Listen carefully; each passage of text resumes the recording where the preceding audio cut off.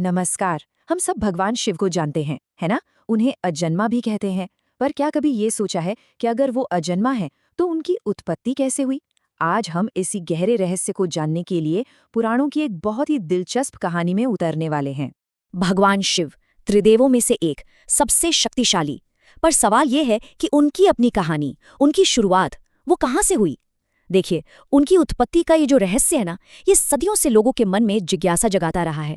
आखिर वो अस्तित्व में आए कैसे? तो चलिए, आज का हमारा सवाल सीधा और सिंपल है। भगवान शिव का जन्म कैसे हुआ? और इस सवाल का जवाब हमें एक बहुत ही पुरानी कथा में मिलता है। तो जवाब की जो पहली कड़ी है वो हमें मिलती है शिव पुराण में। वहां उन्हें एक बहुत ही खास नाम दिया गया है, शंभु या स्वयंभू। अब इसका मतलब क्या है? इसका मतलब है जो खुद से प्रकट हुए हों। मतलब उनका जन्म किसी माता पिता से नहीं हुआ, बल्कि वो अपनी ही मर्जी से अस्तित्व में आए। लेकिन खुद से पैदा होना, इसका असल में मतलब क्या होता है? ये एक बहुत गहरी बात है और इसे ही समझाने के लिए पुराणों में एक बहुत ही जबरदस्त कहानी बताई गई है। तो ये कहानी शुरू होती है एक बहस से। और ये कोई मामूली बहस नहीं थी, ये दो महान देवताओं के बीच थी। एक ऐसी बहस जिसने अनजाने में ही ब्रह्मांड के सबसे बड़े सच को सबके सामने ला दिया। जरा सोचिए, एक तरफ थे सृष्टि को बनाने वाले भगवान ब्रह्मा और दूसरी तरफ थे सृष्टि को चलाने वाले भगवान विष्णु। और इनके बीच में एक सवाल उठ खड़ा हुआ, भाई, हम दोनों में से ज्यादा महान और शक्तिशाली कौन है? और जब उनकी ये बहस, ये टकराव एकदम पीक पर था, तभी बीच में कुछ ऐसा हुआ जिसने सब कुछ ही बदल कर रख दिया। एक तरह से कह सकते हैं कि एक डिवाइन इंटरवेंशन हुआ। उनके देखते ही देखते उन दोनों के बीच में आग का एक बहुत ही बड़ा पिलर खड़ा हो गया।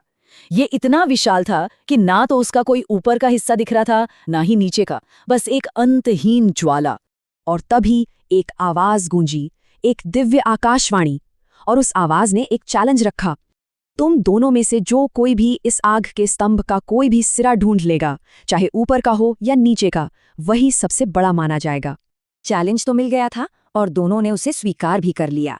और बस अपनी अपनी महानता साबित करने के लिए दोनों ही देवता एक ऐसी खोज पर निकल पड़े जो असल में अनंत की खोज थी। भगवान ब्रह्मा ने सोचा कि वो ऊपर का सिरा ढूंढेंगे। उन्होंने फौरन एक बहुत बड़े हंस का रूप लिया और उस स्तंभ के टॉप को खोजने के लिए ऊपर आसमान की ऊंचाइयों में उड़ने लगे। और दूसरी तरफ भगवान विष्णु ने नीचे की तरफ जाने का फैसला किया। उन्होंने एक विशालकाय वराह का रूप धारण किया और उस स्तंभ की जड़ खोजने के लिए जमीन के अंदर पाताल की गहराइयों में खोदना शुरू कर दिया। साल गुजरे, युग बीत गए, वो बस खोजते रहे, एक ऊपर की ओर, एक नीचे की ओर। लेकिन उस स्तंभ का कोई और छोर नहीं मिला। वो उनकी कल्पना और शक्ति से भी परे था, अनंत था। जब युगों तक खोजने के बाद भी कुछ हाथ नहीं लगा, तो दोनों देवता थक हार कर वापस उसी जगह लौट आए। उन्हें समझ आ चुका था कि वे फेल हो गए हैं। और ठीक इसी पल, जब उन्होंने अपनी हार मानी, परम सत्य सामने आने वाला था। हाँ, दोनों ने मान लिया कि वे हार गए हैं। उन्होंने ये महसूस किया कि इस ब्रह्मांड में कोई ऐसी शक्ति है जो उन दोनों से कहीं कहीं ज्यादा बड़ी है। और जैसे ही उन्होंने ये बात मानी, उसी आग के पिलर से भगवान शिव अपने असली दिव्य रूप में प्रकट हुए। बस उसी पल ब्रह्मा और विष्णु को उनके सवाल का जवाब मिल गया। उन्होंने मान लिया कि शिव ही परम सत्य है, वही सबसे पावरफुल है, वही सुप्रीम बीइंग है। तो वो आग का पिलर आखिर था क्या? वो कोई ऐसी वैसी आग नहीं थी। वो पिलर तो खुद शिव का ही एक निराकार रूप था, उनके अजन्मा होने का, उनके कभी न मरने का प्रतीक। मतलब वो पिलर शिव के इन्फिनिट इटर्नल नेचर को दिखा रहा था, जिसका ना कोई स्टार्ट है, ना कोई एंड। वो हमेशा से थे, हमेशा हैं और हमेशा रहेंगे। और इसी को कहते हैं स्वयंभू होना। तो देखा, शिव की उत्पत्ति की कहानी असल में उनके जन्म की कहानी है ही नहीं। ये तो एक इटर्नल ट्रूथ के सामने आने की कहानी है।